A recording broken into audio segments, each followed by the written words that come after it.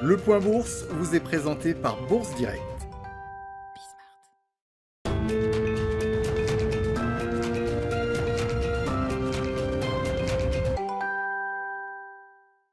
La tendance est toujours stable à la Bourse de Paris avant l'ouverture des marchés américains. Marché américain attendu en ordre dispersé aujourd'hui alors que les rendements obligataires ont repris leur progression depuis hier soir.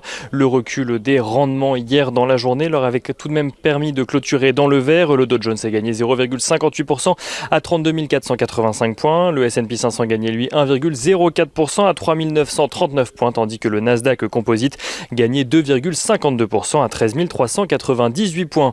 Les rendements obligataires donc qui ont repris leur progression aujourd'hui. Le taux à 10 ans aux États-Unis est à présent aux alentours des 1,59%, tandis que le taux à 30 ans est lui aux alentours de 2,36%. Une flambée des taux alors que le Trésor américain a émis pour 120 milliards de dollars d'obligations cette semaine à 3, 10 et 30 ans.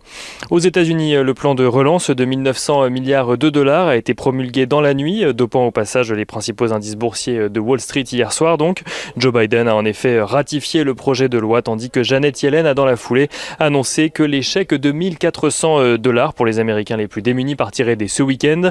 Et États-Unis toujours, Joe Biden a pris la parole à la suite de l'annonce donc de la promulgation du plan de relance afin de faire part de son intention d'accélérer encore la campagne de vaccination avec pour objectif un retour à la vie normale au 4 juillet, date de la fête nationale. En attendant, le président des États-Unis prédit que tous les adultes pourront se faire vacciner à partir du 1er mai.